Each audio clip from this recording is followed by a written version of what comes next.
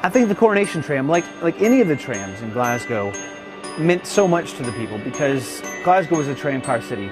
You went to school on a tramcar, you went to work in a tramcar, you went to play in a tramcar, you went to the parks, to the football in a tramcar. They're still very much in the thoughts of a lot of Glaswegians, and remember them very fondly. I remember them very well. My sister went to school every day from Lineside to the West End on a 24 tram, a Coronation just like this one. I lived very close to Lineside Depot, which had lots of Coronation trams, and as a wee boy I always wanted to be a tram driver. It was up and down the Martin Road where I lived, so I was on it quite a lot.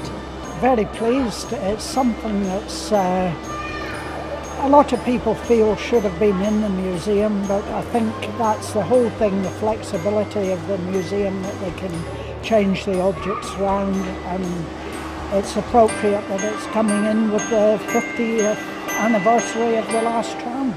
September 4th, 2012 is actually the 50th anniversary of the last tram procession here in Glasgow. It was an event that brought out over 250,000 people from the city, but also from further afield to say their last goodbyes to the city's trams, which had been on the streets for 90 years. So what we're doing here at the Riverside Museum to mark that special occasion is doing a series of events and activities, but primarily bringing over our 7th tram. We have 7 trams in the collection from our Glasgow Museum's Resource Centre here to Riverside Museum and opening it on the 4th for our visitors.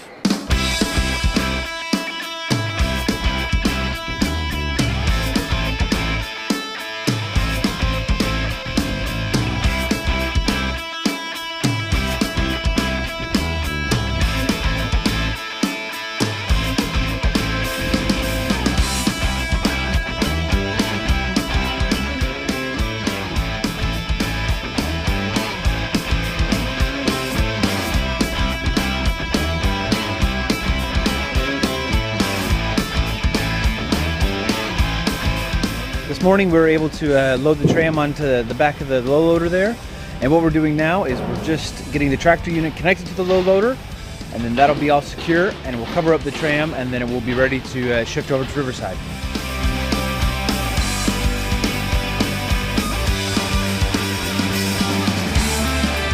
Well, the Alloys team right now are tarping up the tram in preparation for the move, but the Glasgow authorities have advised us to move it a bit later tonight. So that could either be early evening or possibly in the middle of the night, depending on when they think the best time is.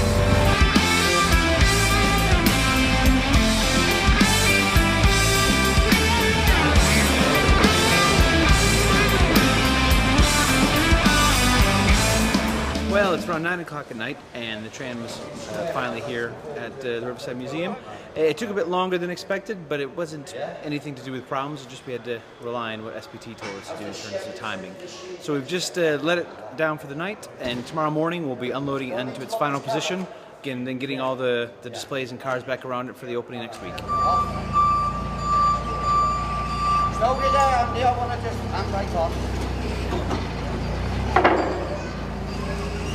We loaded it down at the storage at Nitz Hill yesterday, parked it in here last night, then we built a 43-foot ramp down to that panel and pulled it nice and gently with a forklift, braking it with a handbrake and chocks. You know, we had a bit of a delay and, you know, just getting it all perfectly in line, because preparation's the name of the game. You could have perhaps had it ready to roll off in half an hour, and then you'd have had problems perhaps with it sliding off the ramp or something like that. So time-wise is irrespective really. The important thing is to do the job as little or zero damage, which we've managed to do. Obviously being gentle with it, we don't want to do any damage, but the height of this one was the main problem. Definitely a challenging one, yes. Yeah, but we've managed. I think it's a great addition to the Street 2-3, which is our 1930s, 1960s street. And I hope the visitors will come in and appreciate it and learn a bit more about Glasgow's history. Well, I think it's very interesting and reminiscent because I remember them. It's a fantastic museum. I think they've done really well to make it so attractive. Oh, fantastic! Oh, I've been on them all, and I'm very disappointed that it came off the road in Glasgow in 1962. I would like to see it back on, but you know, who knows? But oh, it's beautiful, and I hope it stays. I think what it adds is it's another page in Glasgow's kind of transport history.